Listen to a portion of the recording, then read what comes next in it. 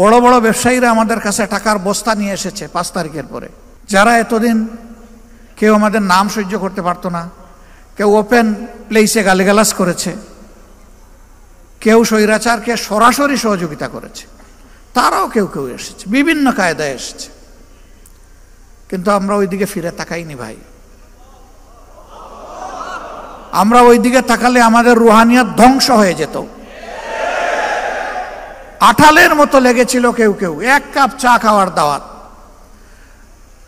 যখন সাড়া দিতে পারলাম না বলে যে 5টা মিনিটের জন্য আসবো উনার বাসায় যদি 1 কাপ চা খাইতে পারে, এটাও সাড়া দিতে পারলাম না। তারপরে বিশাল এক অ্যামাউন্টের প্রস্তাব দিয়ে পাঠাই দিস। আল্লাহু আকবার। এই ক্ষেত্রে আল্লাহ তাআলাকে ভয় করেছি এবং ধৈর্য ধরার চেষ্টা করেছি। বিভিন্ন হেলিকপ্টারের মালিক আসছে, আয়সা বলছে যে এখন থেকে যখন লাগবে বলবেন, বলার সাথে সাথে পেয়ে যাবেন। হ্যাঁ বলি নাই, বলছি দেখব।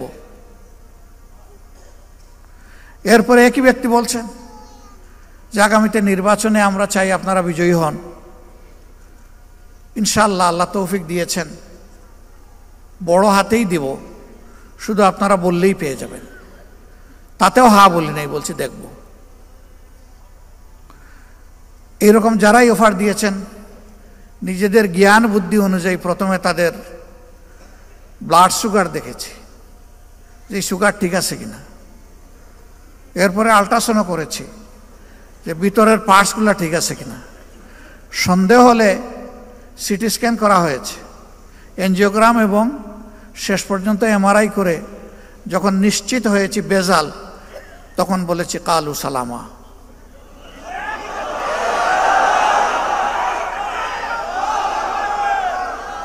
আমরা বিশ্বাস করি ঈমানদারদের, যারা ঈমানদার তাদের আন্তরিক দোয়া ইনশাআল্লাহ আমাদের সকল ঘাটতি পূরণ করে দেবে ইনশাআল্লাহ। স্বচক্ষে এগুলা দেখা যাচ্ছে। তো এখন 1 সপ্তাহে যা খরচ হয়, এক সময় সংগঠন 2 মাসেও তা খরচ করতো না।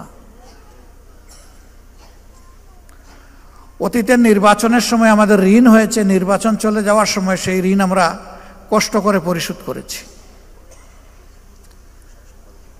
আলহামদুলিল্লাহ, এই যে মুমিনদের অন্তর আল্লাহ তাআলা নরম, তরল, কোমল, মানবিক, দরদি, মায়াবী করে দিয়েছেন। এখন কোনো ক্ষেত্রে আমাদের কোনো ঋণ নাই।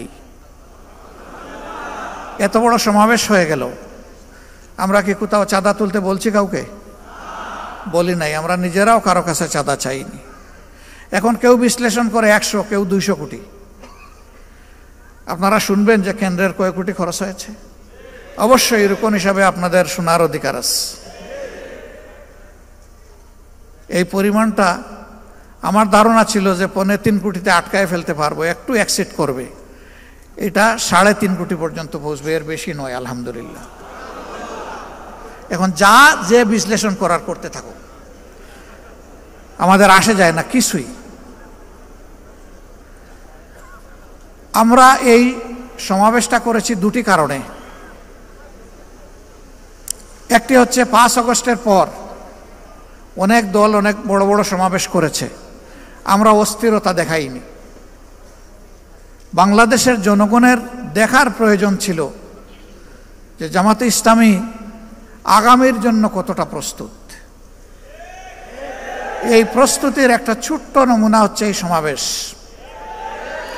এই সমাবেশ করতে গিয়ে আমরা একেবারে জান কুরবান করে ফেলিনি।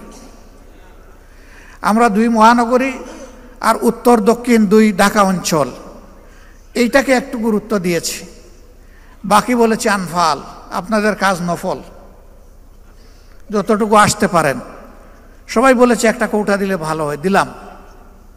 আলহামদুলিল্লাহ, মুফস্সলের বেশিরভাগ এলাকা থেকে আমরা যা কৌটা দিয়েছি তার চেয়ে বেশি এসেছে।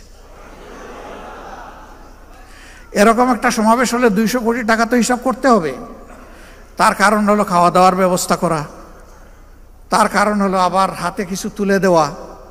কিন্তু না, এখানে যদি আমরা ওই সমাবেশে বলতাম যে বিভিন্ন জায়গায় বাক্স রাখা আছে, যে যা পারেন দিয়ে যান, আমার ধারণা বাক্সগুলা সংকুলান হতো না। কেন? প্রত্যেকটা মানুষ বিশ্বাস করে আমার হালাল রুজি থেকে যা দিব আল্লাহর দরবারে তা হবে আমার পক্ষ থেকে বিনিয়োগ। বিনিয়োগ করলেই তো আপনি লাভের আশা করবেন, মূলধনও টিকে থাকবে।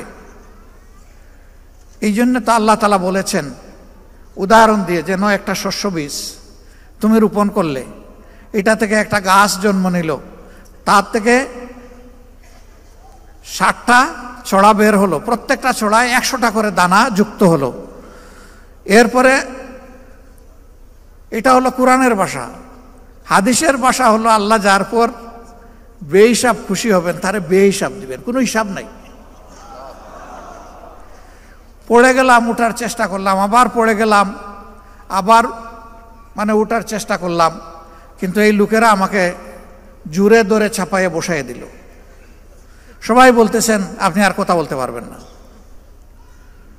আমি বলতেছি যে কথা কিছু তো বলতে হবে, যেহেতু এখনো দম আসা যাওয়া করতেছে। যত সময় দম থাকবে কথা বন্ধ হবে কেন? সম্মানিত ভাইয়েরা এবং আমার বোনেরা, আমি শুনেছি অনেকে কান্নাকাটি করেছে। কেন কানলেন?